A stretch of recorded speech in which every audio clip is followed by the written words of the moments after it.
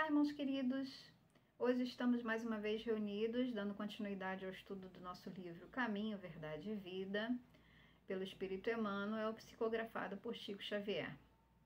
E hoje o capítulo que vamos refletir é o número 167, e o título do capítulo é Na Oração.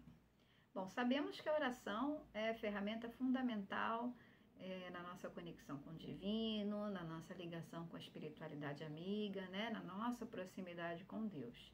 E hoje o Emmanuel vai nos fazer refletir sobre essa ferramenta aí tão importante. Mas ele vai fazer a gente olhar por um outro ponto de vista, Vai fazer a gente ver de que forma nós temos orado e de que forma nos colocamos na oração e se estamos utilizando a oração da maneira correta,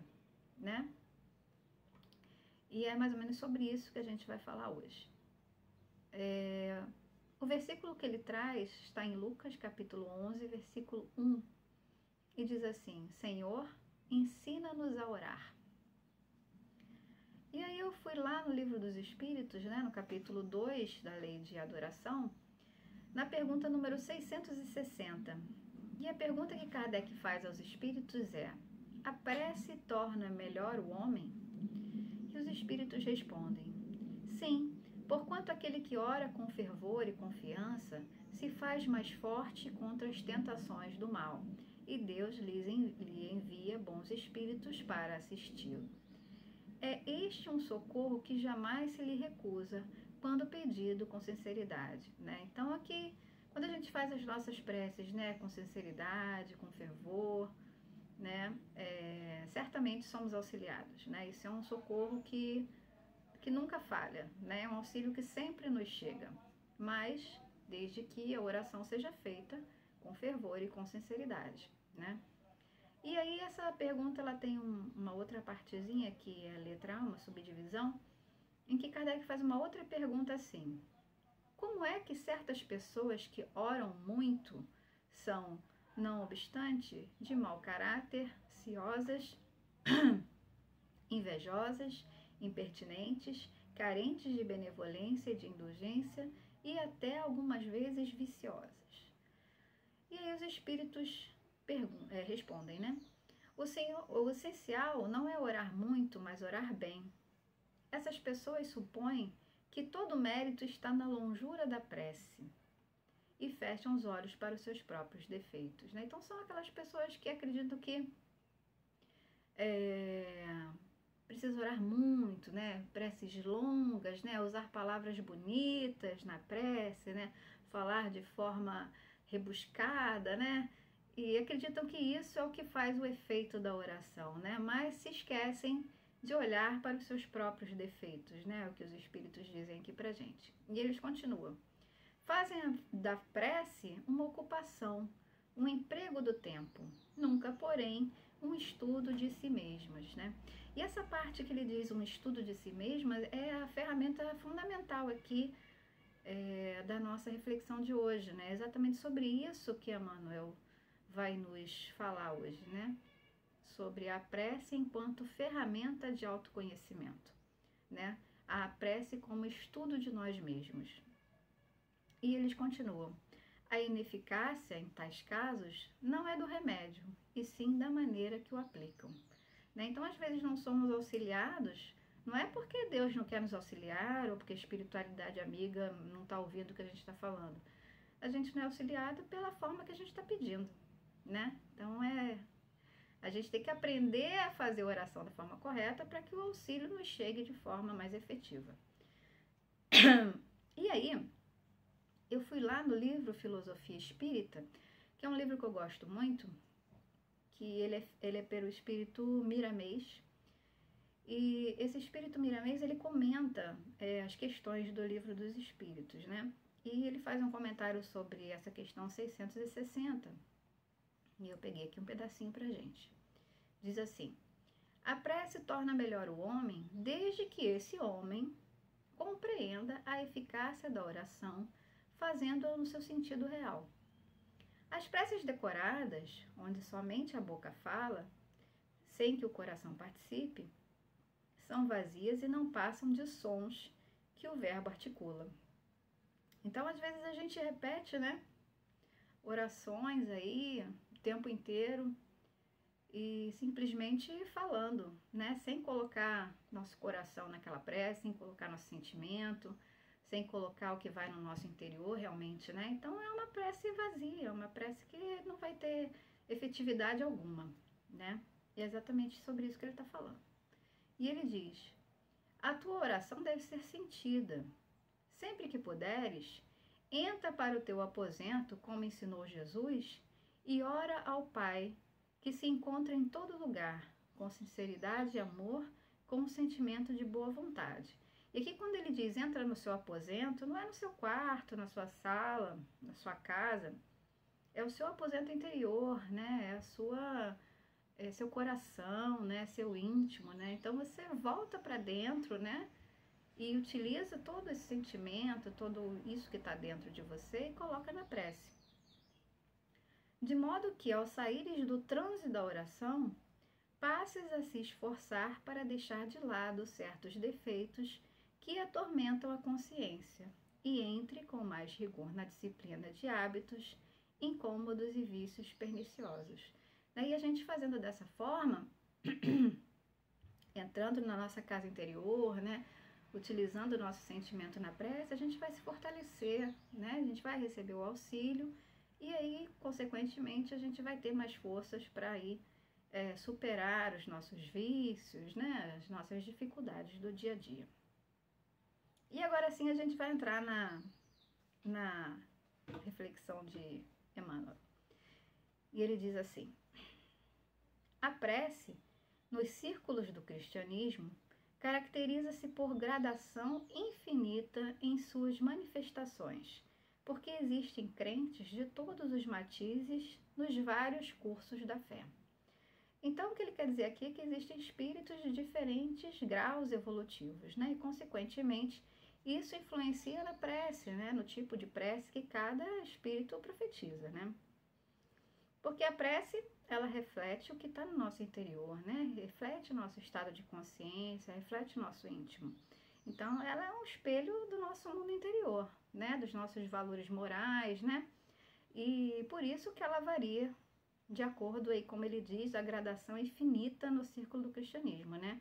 Cada espírito aí vai fazer a sua prece de acordo com o seu grau evolutivo, né? Uns com mais apego material, outros com mais dificuldade, outros já num patamar evolutivo maior aí, com mais intensidade, com mais clareza, né? E isso tanto no plano espiritual quanto no plano físico. E ele diz: os seguidores inquietos reclamam a realização de propósitos inconstantes. Então, aqui agora Emmanuel vai fazer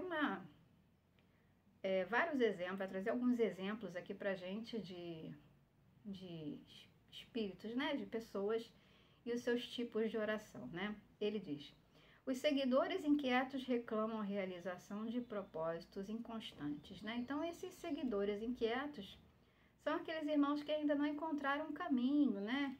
Que vão aí ao sabor do vento, ora querem uma coisa, ora querem outra, e aí quando esbarram com uma dificuldade, desistem, e aí vão por outro caminho, né? E isso reflete na oração, porque uma hora ele vai pedir uma coisa, aí ele viu que não conseguiu, ou que teve dificuldade, aí vai correr para o outro lado e vai pedir outra coisa, né? E a espiritualidade amiga também fica sem saber muito o que fazer, né? Porque eles não vão influenciar na decisão da pessoa, né? Eles não influenciam absolutamente nada, eles auxiliam conforme a nossa vontade e conforme o que a gente quer fazer, né? Então, eles não têm a firmeza de propósito, né? São aquelas pessoas que estão ali ao sabor do vento. E ele diz: os egoístas exigem a solução de caprichos inferiores, né? Então, esses irmãos egoístas são aqueles que se colocam de maneira superior a Deus, né? Na hora da prece, né?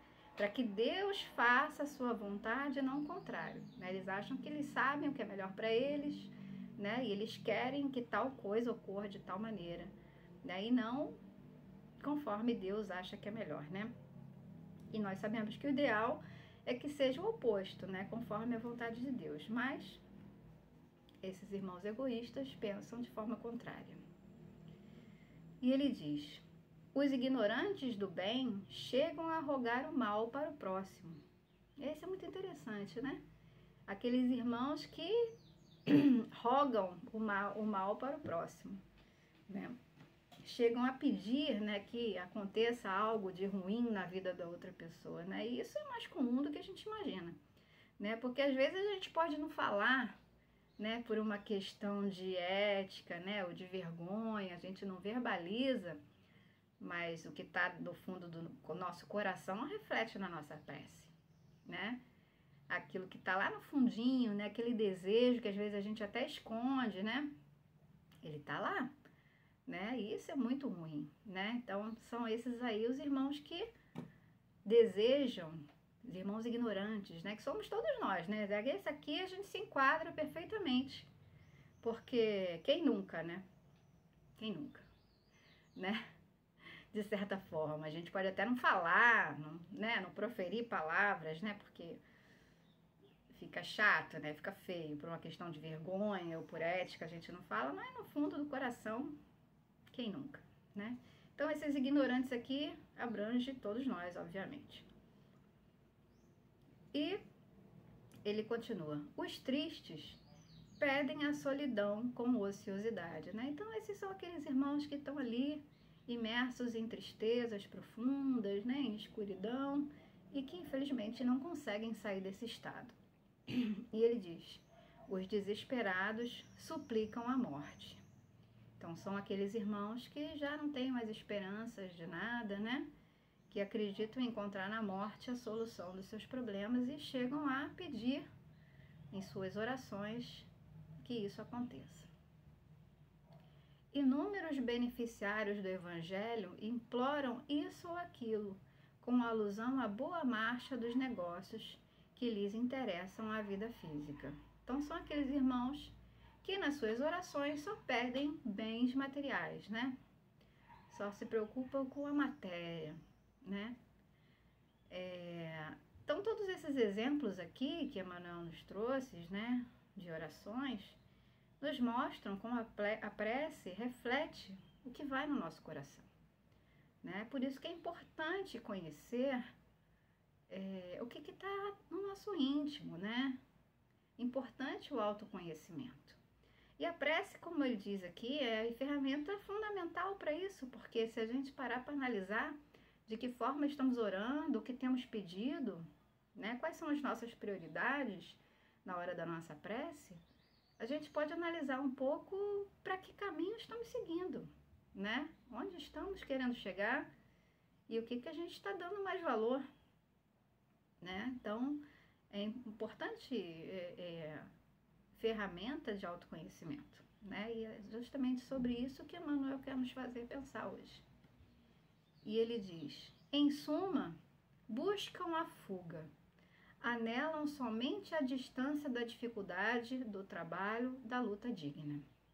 E aí, para esse pedacinho aqui que Emmanuel falou, eu peguei mais um pedacinho lá do Miramês, lá na questão 660, né, que ele comenta, e que ele diz assim: orar bem é trabalhar constantemente no autoaperfeiçoamento espiritual, né? Isso que a gente estava falando, né? Como que a gente consegue esse autoaperfeiçoamento? É se conhecendo, né? Sabendo o que vai no nosso coração, o que a gente está pedindo na nossa prece, né? O que a gente está dando mais valor, né? A gente está imerso na tristeza, a gente está com o nosso coração cheio de ódio, de mágoa, não é? Então, esse é o autoconhecimento, o autoaperfeiçoamento espiritual.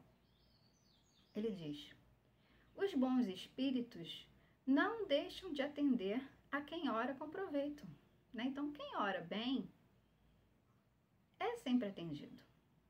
Não tem como. O auxílio sempre nos chega. Este, né, o que ora bem, abre sempre um caminho de luz em busca dos benfeitores. E os que não sabem orar, né, os que não oram bem, que são esses irmãos aí todos que ele deu como exemplo antes, né, Emmanuel? Esses que não sabem orar devem sofrer as dificuldades para aprenderem que nada vem sem o esforço de cada ser. Né? Cada um tem que fazer a sua parte. Não adianta a gente orar querendo dinheiro, querendo carro, querendo casa ou querendo qualquer coisa, se a gente não faz a nossa parte, porque a espiritualidade ela não vai interferir na nossa vida de forma nenhuma, não é? É que nem você quer um emprego, mas você não coloca currículo. Você quer você quer um curso, um diploma de faculdade, de curso superior, mas você nem se matriculou na faculdade ainda. Como que você vai conseguir? Não é? Então é exatamente isso. Não adianta a gente pedir e não ter o nosso mérito próprio, né? Não fazer o nosso esforço, não correr atrás do que a gente quer, né? Não se modificar, não analisar o nosso íntimo, né? Modificar os nossos sentimentos, né? O nosso aperfeiçoamento espiritual, como Miramês nos falou logo no início, né? Então, isso é fundamental. E aí ele continua: se assim não fora, o esforço próprio, empenho grandioso do homem perde o valor. Porque imagina se tudo que a gente pedisse, a espiritualidade nos desse, né? De mão beijada, assim, chegasse, toma. E aí, a gente ia dar valor? A gente ia aprender alguma coisa? A gente não aprende nada. Então, qual seria o nosso mérito? De que valeria a nossa vida física? Absolutamente nada, né? Então, a gente precisa sim correr atrás e fazer a nossa parte. E ele diz: o mundo espiritual faz questão de que a alma faça a parte dela, que somente ela pode fazer. Né? Então, os espíritos não vão fazer nada por nós, meus irmãos. Nada.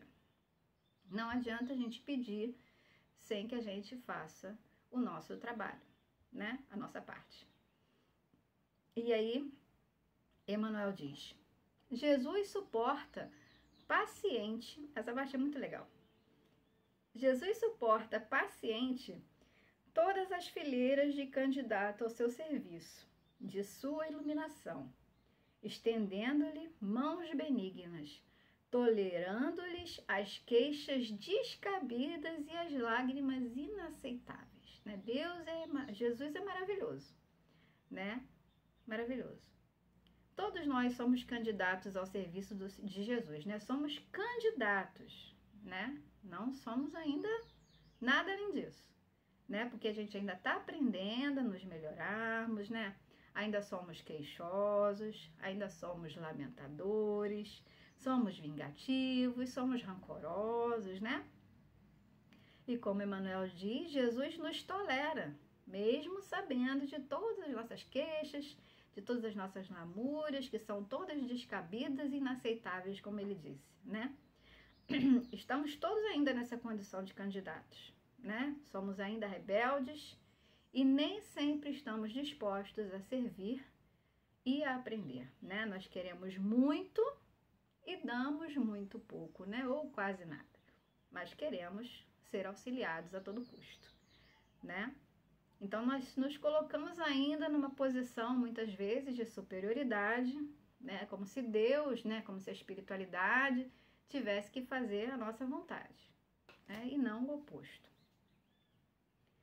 E aí ele diz: todavia, quando aceita alguém no discipulado definitivo, né? Quando Jesus aceita alguém do discipulado definitivo, algo acontece no íntimo da alma contemplada pelo Senhor.